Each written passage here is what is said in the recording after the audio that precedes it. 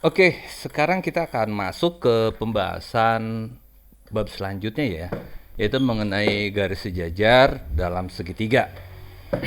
Oke, kita lanjut aja ya, langsung aja.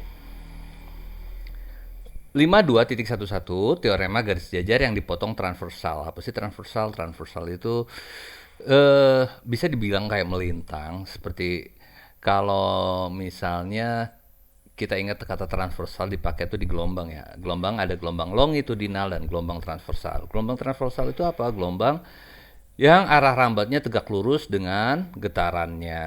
Itu gelombang transversal, ada ketegak lurusan di situ. Tapi di teorema ini transversal ini belum tentu dia harus tegak lurus ya. Kita lihat saja nanti ya. Oke ya, kita lanjut. Teoremanya berbunyi seperti ini. Jika tiga, nih ingat, untuk memahami sebelum kita mulai, untuk memahami geometri ini ada baiknya adik-adik semua pegang catatan, pegang pulpen sambil dicatat. Kenapa sambil dicatat? Karena salah satu proses belajar yang efektif bukan hanya membaca, tapi membaca dan mencatat. Itu sangat efektif sekali. Dan itu juga membuat mengerti. Nanti di sini abang akan pelan-pelan sekali menjelaskannya. Jadi adik-adik juga bisa pause ya, di pause dulu atau ya di pause sambil dicatat, digambar sambil dicatat ya. Jadi proses mengerti untuk geometri atau matematika pada umumnya bukan hanya membaca seperti ilmu-ilmu lainnya, ilmu biologi atau lainnya, tapi juga mencatat itu sebagai salah satu alat bantu dan terutama latihan. Latihan sih ya bisa dibilang matematika itu bukan knowledge. Matematika is about skill juga, tentang keterampilan kita, dan keterampilan itu hanya bisa jalan, bisa bagus apabila kita latih. Lanjut. Teoremanya seperti ini. Siap ya? Jika ada tiga atau lebih garis sejajar dipotong transversal dalam segmen-segmen yang kongruen, maka setiap transversal yang memotong garis sejajar tersebut pasti dalam bagian yang kongruen. Oke, kalimatnya ini sukar dimengerti. Maksudnya seperti apa? Seperti ini maksudnya. Ya. Pertama-tama kita telaah pelan-pelan ya. Diketahui ada garis A, ada B, ada C, ada D yang sejajar. Di mana AB, ruas garis AB kongruen dengan ruas garis BC dan kongruen juga dengan ruas garis CD. Terus kita akan buktikan bahwa EF kongruen dengan FG dan kongruen dengan GH. Seperti apa sih? Nih, ini ada tiga garis yang sejajar ya. Garis A, garis B, garis C. Oke, kemudian akan dipotong secara transversal. Nah, melintang transversal itu. Pertanyaannya, apakah dia tegak lurus? Oh tidak, belum tentu dia tegak lurus. Dia tidak memotong dengan tegak lurus. Oke, jadi melintang di sini, melintang terhadap garis yang sejajar tadi. Nah, satu lagi D-nya ketinggalan. Nah, lanjut. Kita kasih nama di sini. Nih, boleh lihat kursornya. Ini ada titik A nih, ya. Lanjut ada titik B di perpotongannya. Lanjut ada titik C dan ada titik D. Di mana besarnya sama. Ada simbolnya besarnya sama, kan? Oke. Kemudian kita buat lagi lah garis yang melintang. Oke? Transversal lagi. Apakah sama?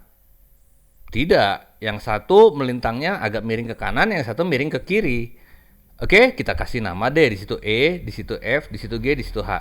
Nah, kita akan buktikan apabila A dan B ini ya kan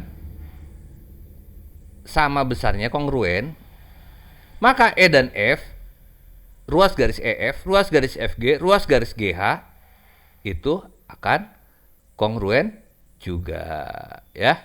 Nah, sekarang kita pakai alat bantu nih. Alat bantunya ada Peki, tapi nanti kita akan bahas belakangan ya. Menurut aksioma kesejajaran, di F tidak pada AB. Benar nggak sih? Titik F ini tidak ada pada ruas garis AB? Ya benar. Oke. Ya, kita pakai alat bantu nih. Alat bantunya Peki yang sejajar dengan AB. Garis Peki ini sejajar dengan AB atau AC atau AD. Sejajar ya. Nah, terdapat Peki yang sejajar sama AB. Oke, artinya terdapat tuh gimana sih? Misalnya gambarnya saya balik seperti ini. Kita bisa saja menganggap apa sih definisi garis? Garis itu adalah garis yang tidak ujungnya nggak ada. Oke, ujungnya tuh nggak tahu di mana. Tidak berujung katakan. Pastilah di sini ada garis-garis. Kalau kita buat garis-garis yang kebetulan sejajar sama ini. Oke, pasti ada terdapat lah garis. Nah, kita kasih nama lah garis yang terdapat itu si PQ tadi. Terdapat PQ yang sejajar dengan AB. Ya, udah. Diketahui A sejajar sama B. Coba kita lihat. Betul. Ini garis A, dia sejajar dengan garis B. Betul dong? Ya kan? Karena A dan P ada pada A, karena A dan P ini kan titik A, ini ada P, ada pada A, betul? Betul. Dan B dan F pada B, ini ada B besar, ini ada F besar, dia ada di garis B, betul? Betul. Maka kalau gitu, garis AP, ruas garis AP, nih ruas garis kan? Atau sinar AP sejajar sama BF, betul nggak? Betul. Ya, AP sejajar BF. Garis AP sejajar BF. Betul.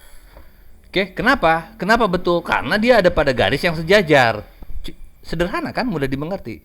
Kenapa AP dan BF dikatakan sejajar? Jawabannya karena di AP pada garis A dan BF ada pada garis B, garis A dan B sejajar. Ya pasti sejajar ruas garis di dalamnya. Oke, kita lanjut. Nah, kemudian kita bisa lihat segi 4 ABFP. Ada yang warna kuning? Ada? Ini segi 4 ABFP.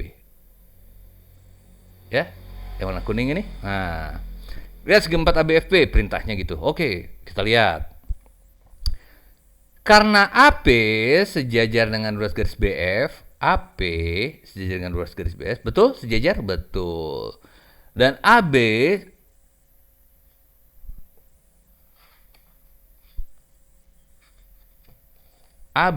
mana AB? Ini AB sejajar dengan ruas garis PF ini. Maka menurut definisi ABFP adalah jajaran genjang. Iya dong. Ingat di bab sebelumnya kita udah bahas tentang jajaran genjang. Ayo. Ini pelajari lagi ya. Jadi inilah belajar. Udah dicatat benar apa sih definisi jajaran genjang? Nah, gitu ya. Oke, sambil dicatat ya. Oke, lanjut. Berarti dia udah kita tentukan dong menurut definisi bahwa dia di jajaran genjang. Oke, lanjut ya. Menurut teorema ini berakibat, menurut teorema mana ini? Teorema ini loh, teorema ini. Berakibat PF kongruen sama AB. PF kongruen sama AB. Oke? Ya kan? Jika 3 atau lebih garis jajar potong transversal segmen-segmen yang kongruen, maka setiap transversal memotong garis jajar tersebut dalam bagian-bagian yang kongruen.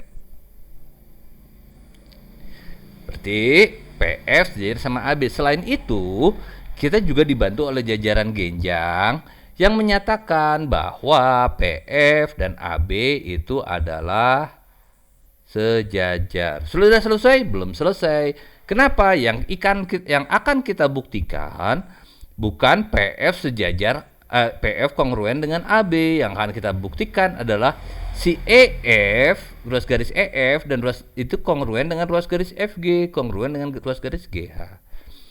Oke, lanjut ya. Dengan cara yang serupa, BCKF merupakan jajaran genjang di mana FQ kongruen dengan BC. Mana BCKF? BCKF. Betul nggak sih jajaran genjang? Betul. Supaya lebih jelas kasih warna hijau nih. Ya, BCKF. Dengan cara serupa. Dengan cara apa? Cara ini nih. Cara langkah-langkah yang sudah kita lakukan tadi. Ya, lanjut. Oke. Karena PF, mana PF? Ini PF. Kongruen sama AB. Ya kan? Berarti si FQ yang bawahnya juga kongruen dong sama BC. Ya kan? Dan AB kongruen juga dengan BC, maka menurut teorema PF itu kongruen dengan FQ. Pelan-pelan begini maksudnya. Kan tadi udah kita dapat nih kesimpulan nih bahwa si PF ini kongruen sama AB. Mana PF? Ini garis PF kongruen sama AB ya. Nah, kalau PF kongruen sama AB karena dia berbentuk jajaran genjang, berarti si FQ kongruen dong sama BC. Betul, ya kan? Karena AB kongruen BC dari mana? Ini diketahui, ya kan? Karena AB kongruen BC berarti kalau gitu si PF sama si FQ kongruen dong. 2 kita dapat, ya. Lanjut, catat ya. Oke, lanjut. Perhatikan segitiga EFP. EFP. Ini nih segitiganya. Lihat kursornya abang nih. EFP. Dan segitiga GFQ. GFQ ini nih ya. Di buku ada salah tulis. Nanti diperbaiki ya. Jadi segitiga EFP itu kongruen dengan segitiga GFPQ. Segitiga ini kongruen dengan segitiga ini. Yaitu sudut bertolak belakang. Ouch! Apa itu sudut bertolak belakang? Sudut yang punggung-punggungan. Oke. Nah, nanti dibuka lagi di bab sebelumnya mengenai sudut bertolak belakang ya. Segitiga EPF kongruen segitiga GQF karena adalah sudut berseberangan. Sudut EPF itu kongruen dengan sudut GQF. Mana sudut EPF?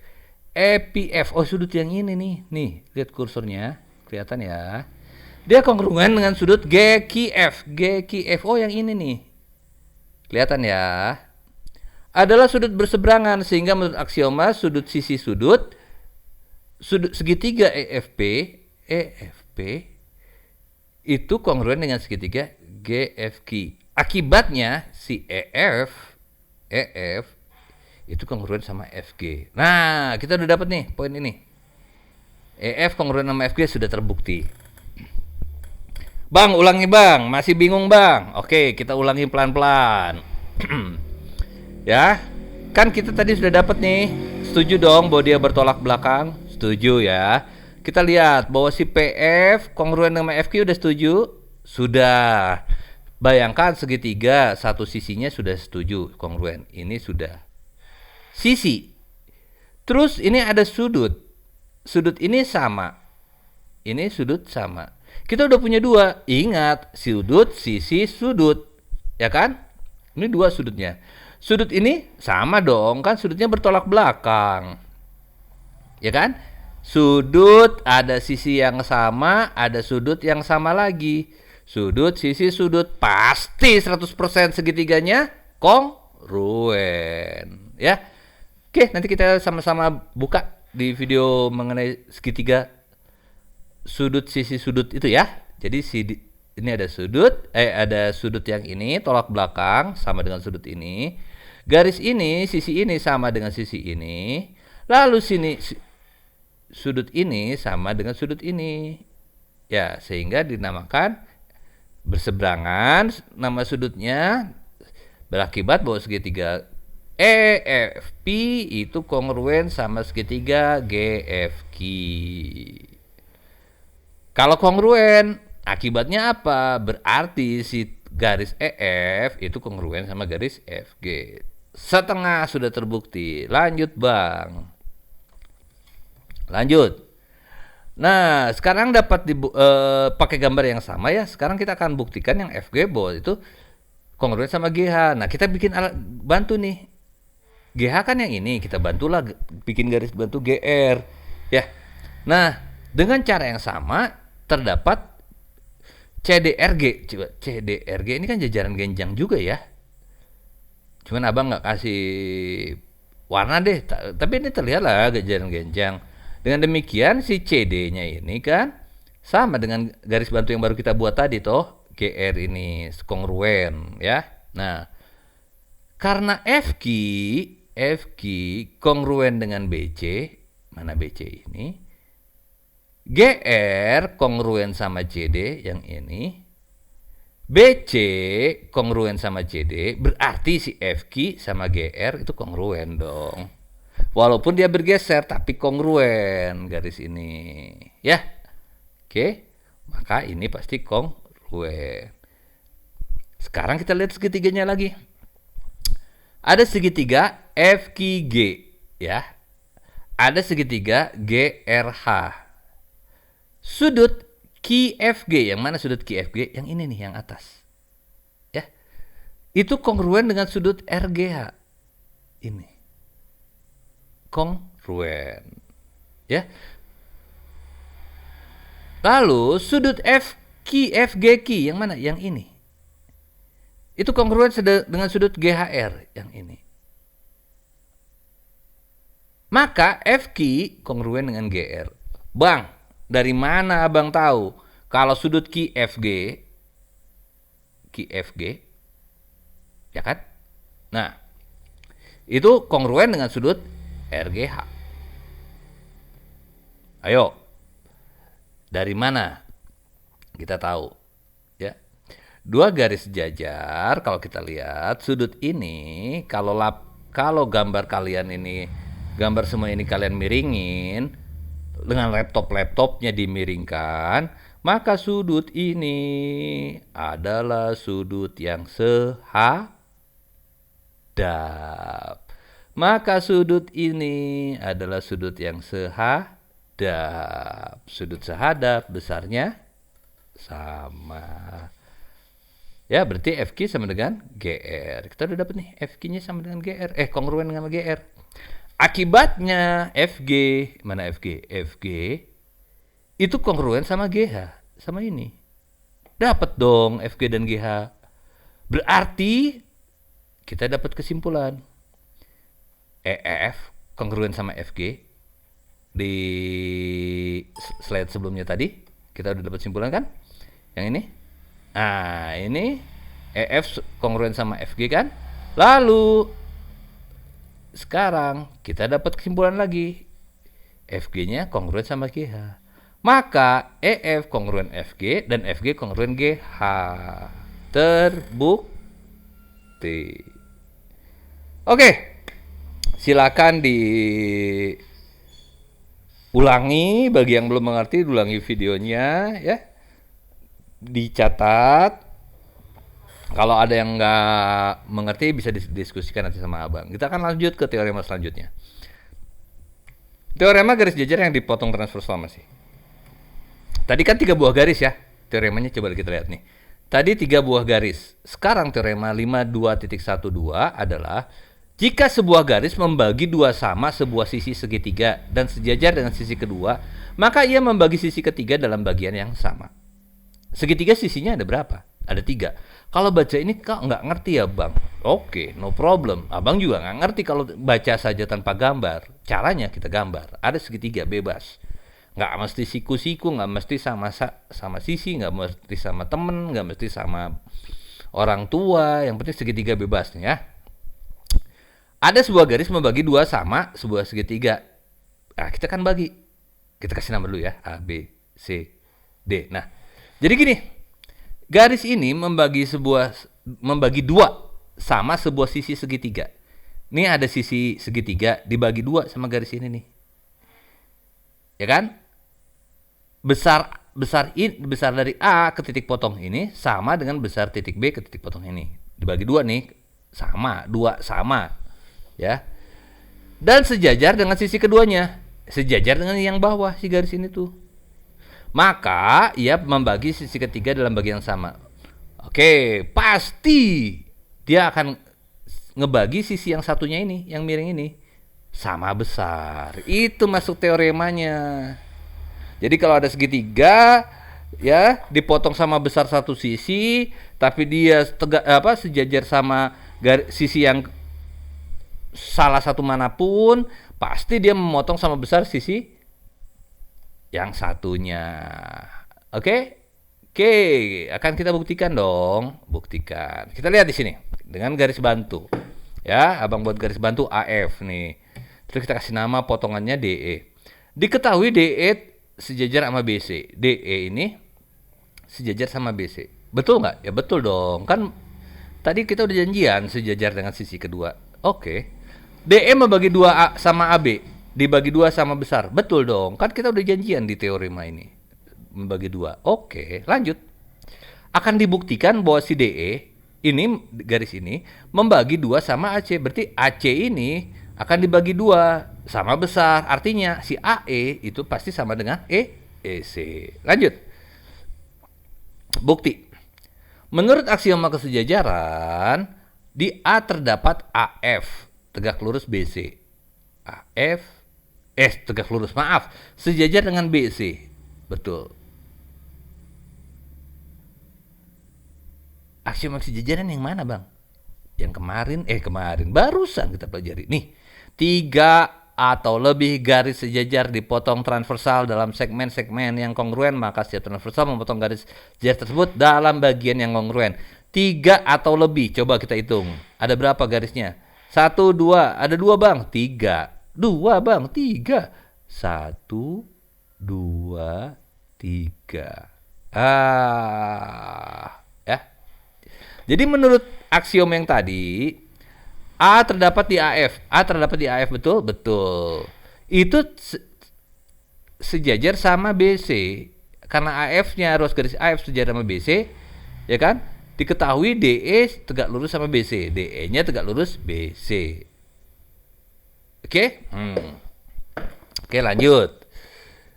Jadi A terdapat di ruas garis AF yang sejajar sama BC.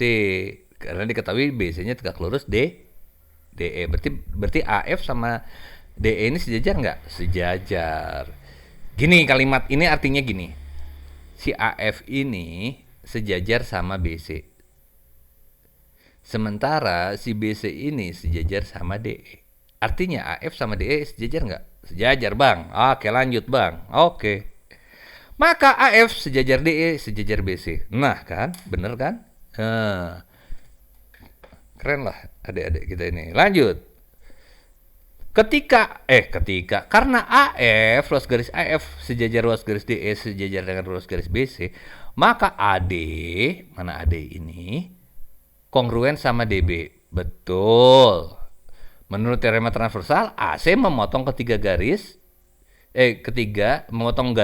garis juga dalam bagian yang sama, sehingga AE kongruen EC. Maksudnya kalimat ini gimana sih, Bang? Maksudnya gini. Kita balik lagi sebentar. Dalam segmen-segmen kongruen, maka setiap transversal akan memotong garis sejajar tersebut dalam bagian yang kongruen. Berdasarkan teorema ini, kalau ini dipotong, kan sekarang kita balik nih. Dipotongnya ini. Ya, kalau tadi kan garis 3 dipotong sama transversal. Sekarang kita balik, transversal dipotong garis sejajar. Nah, gitulah ya. Dipotong nama garis yang ada garis yang melintang nih. AB sama AC dipotong sama garis yang sejajar, sama saja. Oke, maka kalau ini sama, berarti ini juga sama. AE itu kongruen EC.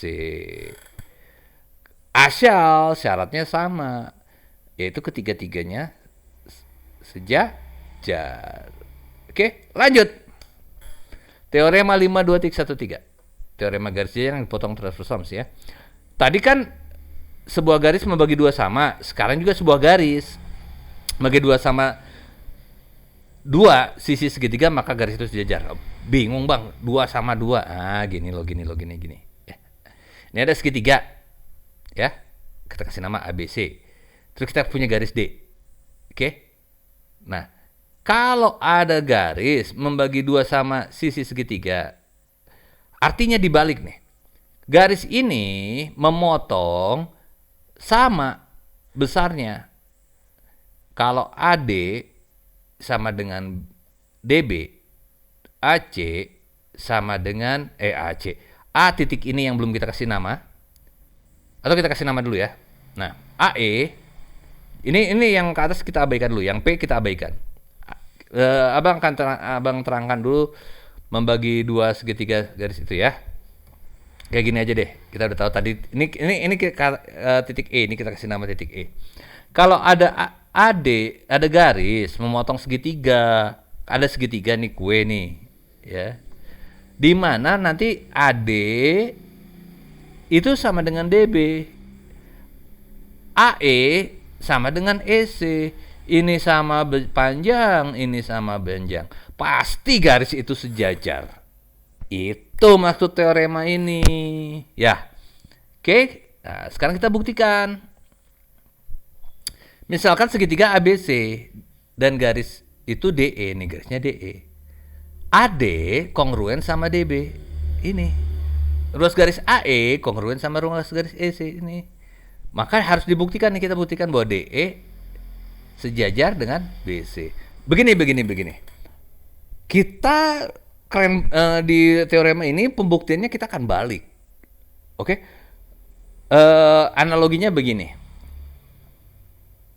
Contohnya, selama ini kan membuktikan bahasa gaulnya. Aku kangen kamu. Buktikan dong, saya orang matematika. Rumus saja dibuktikan, apalagi itu. Nah, dia membuktikan kangen kamu. Oke, misalnya pacarmu ini membuktikan bahwa dia kangen kamu. Ya, itu yang dia lakukan. Nah, sekarang pacarmu ini kebetulan orang matematika juga. Saya akan membuktikan bahwa saya tidak akan kangen kamu. Ternyata setelah dia lakukan pembuktian, hasilnya malah membuktikan dia tuh sebenarnya kangen kamu. Itu yang akan dilakukan di sini. Kita akan membuat seolah-olah si DE ini tidak tegak sejajar sama BC. Di sini. Andai DE tidak sejajar BC, andai saya tidak kangen kamu, kata pacarmu tadi. Oke? Akan ada DP yang sejajar BC, akan ada orang lain yang akan kamu. Malah nyambungnya nggak pas nanti ya. Udah ya. Pokoknya kita akan lakukan pembuktian yang menegasikan. Negasi artinya tidak ya. Oke. Andai DE tidak sejajar BC, DE tidak sejajar BC, padahal ini kelihatannya sejajar. Yang ini yang nggak sejajar malah. Andai. Justru kita akan buktikan bahwa dia sejajar ya. Andai DE tidak sejajar BC, pasti si DP ini sejajar. Akan ada DP yang sejajar nih, DP. Terus garis DP yang sejajar BC. Oke.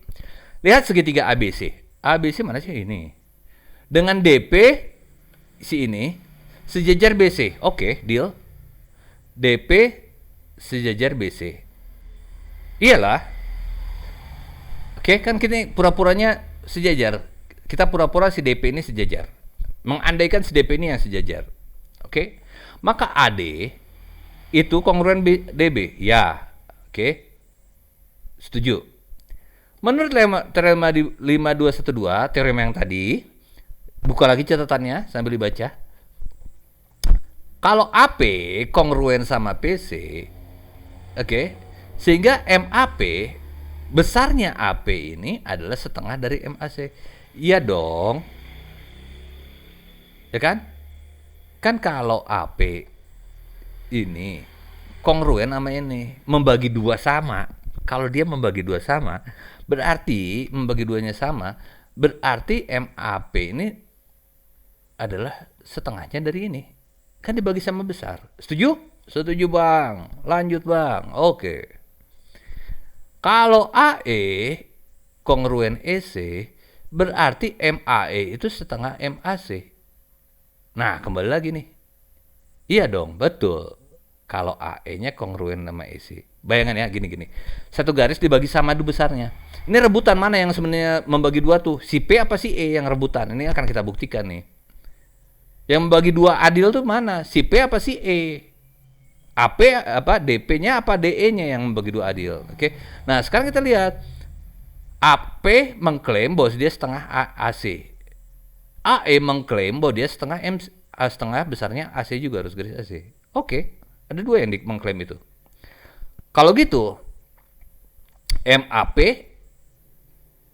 sama dengan besarnya AP sama dengan besarnya AC. Oke deh. MAP sama dengan besarnya AC. Bener nggak? Hah? Bener nggak? Coba kita lihat, kita lanjut ya.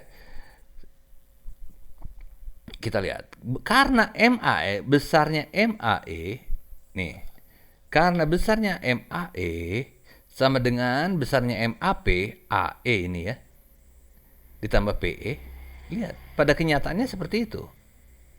Maka MAP tidak sama dengan MAE.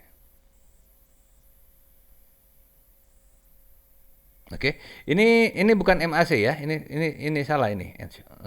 Bentar, ini MAC ini, MAE. Oke, lanjut ya. Nah, kenapa MAE? Karena ini ada setengah, nilainya setengah dari AC katanya si AP. Si AP ini ngaku dia setengah besarnya AC karena membagi dua. Oke. Tapi si AE juga ngaku. Loh, enggak, aku yang membagi dua. Setengahnya AC itu aku. Kalau gitu, oke. Kita nggak tahu mana yang benar nih. Anggap kita nggak tahu mana yang benar. Oke deh, kalian dianggap sama lah, sama-sama setengah AC. Sekarang kita lihat kenyataannya. Kenyataannya AE AE ini yang konon sama dengan AP, ya kan? Besarnya. Katanya si P ini ngaku bahwa dia tuh besarnya sama dengan AE. Ternyata MAE itu adalah MAP ditambah PE. Ini adalah si AP ditambah MPE. Berarti MAP lebih kecil dari MAE dong. Iya dong. Ya kan?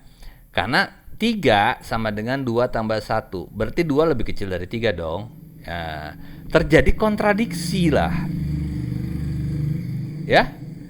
Terjadi kontradiksi. Sementara di sini dia tadi ngakunya MAP itu sama dengan MAE. Di sini kenyataannya MAP lebih kecil dari MAE. Ngaku-ngaku kau P. Yang benar, DE yang sejajar BC. Ini yang sejajar, bukan DP, sejajar BC. Silakan direnungkan lagi, dipelajari lagi, ditulis lagi, ya. Kemudian nanti kita akan masuk ke video selanjutnya, ya, mengenai garis jajar dalam segitiga. Oke, terima kasih. Jangan lupa untuk like, subscribe, dan share sama teman-teman mahasiswa lainnya. Oke, see you.